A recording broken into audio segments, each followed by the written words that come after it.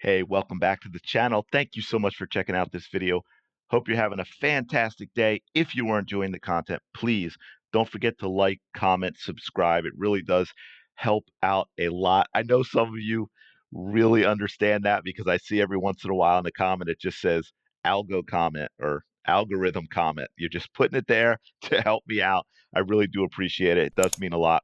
So, I don't know if you saw this, but this is a really, I have to say, an interesting topic for me, and it's going to have a huge impact on sports going forward. So I wanted to talk about it a little bit, what it means, how it's going to affect things, especially since there's been a huge TV deal with the NBA and the WNBA recently, because the sports and I was going to say TV, but I guess media with streaming and everything is really changing a lot, and it's going to have a huge impact on revenue and salaries and all that stuff going forward. So let's dig into this.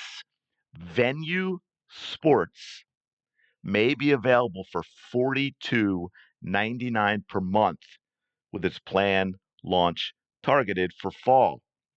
So what is that exactly? That is three mega companies coming together for a sports service.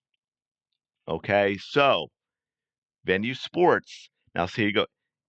ESPN, Fox, and Warner Brothers Discovery. I mean, I guess technically that would be Disney. I don't know how that's going to work legally, but ESPN is owned by Disney. So, as you can see, also, this is a launch price. this isn't. This is not what it's going to be. It's a launch price. My guess is there's also going to be tiers, and it's going to become. I shouldn't say expensive, more expensive. I'm going to guess at some point it's going to be $100 plus per month just for this. So what's that going to include? He compares it to being Hulu for sports, but you're going to get games from the NFL, the NBA, because look, three huge companies, right? That covers a lot of channels in sports: NFL, NBA, Major League Baseball, the NHL, the WNBA, NASCAR, college sports, golf, tennis, soccer, the whole thing. It's going to be interesting how much, because some of those things are on other streaming channels as well. It looks like they're going to include stuff that's going to be like the shows you get on ESPN as well, pre and post game, the 30 for 30 and so forth, Fox Sports Films, a whole lot of stuff. And here are the networks that they're including. A lot of the ESPNs, there's so many now, I don't know off the top of my head if this is all of them, but no, I don't see ESPN3 here, but maybe they just missed it. But you've got all the ESPNs, the SEC network, ACC network, Big Ten network, TNT, TBS, True TV, as well as all of ESPN Plus. And of course, you can bundle with Disney Plus, Hulu, and or Max, because the bigger companies have their own streaming services. See, we will launch at a compelling price point that would appeal to the cord cutter and cord never fans currently not served by existing pay TV packages. So I want to dig into this a little more because this is important and this is interesting, because this is a conversation that I've had just in general with friends so often, where I keep saying, as we see all these incredibly escalating salaries for players, especially the NFL and the NBA, and you're looking at, I mean, what's the NBA average salary a year now? It's like $10 million. And I keep saying it's not sustainable. They can't keep doing it. They can't keep doing it. Now they're so huge that the decline's going to be a long time. But just think about this latest deal with the NBA: $77 billion over 11 years for ratings that were half of what they were 30 years ago, ratings that continue to decline, ratings that were what, like 1.5 million people for a game, and they're willing to pay that kind of money to get the rights. Well, here's why, and many of you may know this, but here's why. That's because ESPN has made they make billions and billions of dollars without any viewers. ESPN has never had to have a single person watch their show to make tons of money. Now, obviously, I'm overstating a little bit because if no one watched, they wouldn't continue to get the fees that they do. But what am I saying?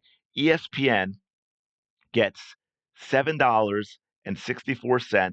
And this is probably always changing a little here and there, but I've always heard for going back decades, it's at least $7. 7.64 a month from the cable company per subscriber. So every one of you listening who has a basic cable package pays that much to the cable provider to, well, probably more because the cable company needs to make their cut too, right?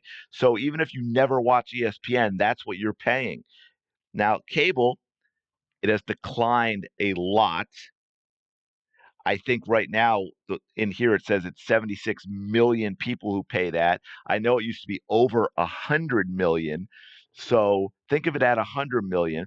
That's $764 million that ESPN brought in revenue every single month before before a penny of advertising revenue from the people actually watching the channel.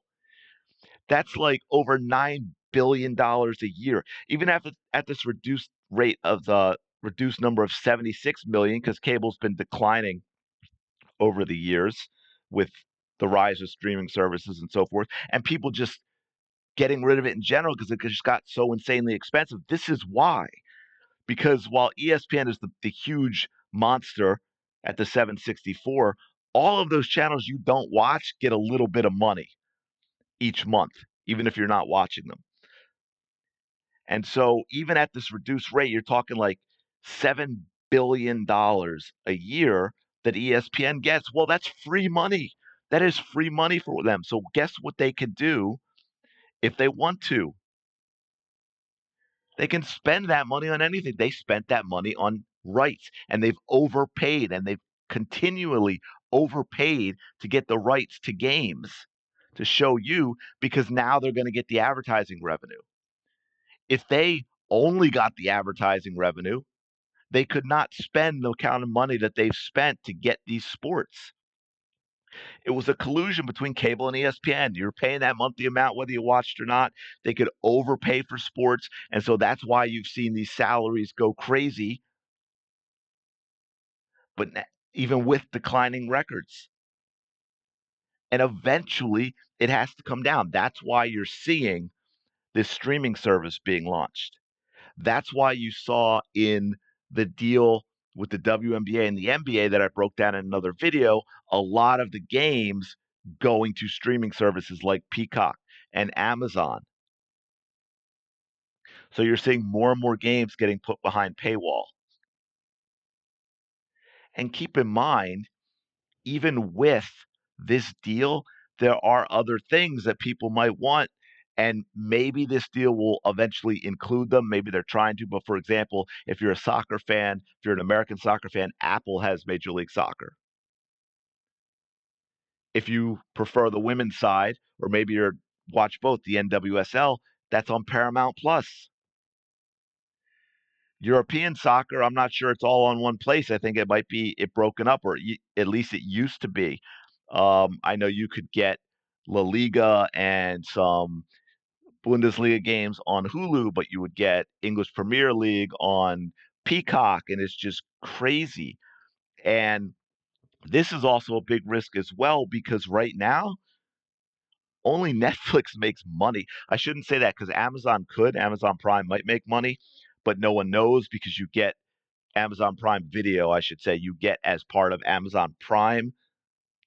And so I don't believe I've ever seen it broken out. So Amazon Prime Video might be making money. We don't know. But setting that aside, basically only Netflix makes money. The other ones are losing huge amounts of money because now what you're seeing as they try and turn a profit, the prices of your streaming services are going up. And now people are starting to look at that and be like, wait, this is why I got rid of cable. This is too expensive. And so now they're looking at them more closely and being like, okay, I'm only going to have X number of streaming services. I can't pay for 7, 8, 9, 10 services anymore. It's too expensive. It's more than cable. So now I got to break that down to 2 or 3. And so you're going to see big, big changes going forward. And like I said, it can take years and years. I don't know. I'm just guessing, but that could be why the NBA wanted to secure an 11-year deal, because that money, that's they're overpaying. When you look at the ratings of games, these companies are overpaying to get these games. And eventually, with the decline in cable, that money, that free money, is not going to be there. Think about that. Take away $7 billion a year from ESPN. How does it pay what it pays for live sports? It can't. It can't happen. So I could go on and on about that. It's probably a little long as it is. Thank you if you're still listening. But let me know your thoughts in the comments below, what you think this means. Is this something you are interested in? Will you go out and get Venu when it launches later this year, or is supposed to launch later this year? Because I'm guessing if you don't lock in at that $42.99, it's going to get a lot more expensive than that. But a lot of people are probably like, well, wait, 43 bucks a month just for sports, just for that stuff? How many games am I getting? Right? If it says that it had what MLB games are in there, right? It mentioned all the sports. So if you get where's the list? Anyway, you know what I mean. I did see MLB in there. If you're getting MLB in this, you're paying all this money. What are you getting? Are you just getting the games that were going to be live on the channels, or is it a replacement for MLB TV and its own subscription package? Same thing with the NFL. Like, what exactly are you getting for this super huge fee? So let me know your thoughts in the comments below. Is this something you'd even be interested in? How do you think it's going to affect TV deals going forward? Obviously, the NBA just locked in 11 years after this next year, right? So it's going to be a long time before it's going to affect them, I would think, unless there are clauses in there to revisit. But anyway, let me know your thoughts in the comments below. Would you be willing to pay for this? Please don't forget to like and subscribe. Hope you're enjoying the content, and I will talk to you later.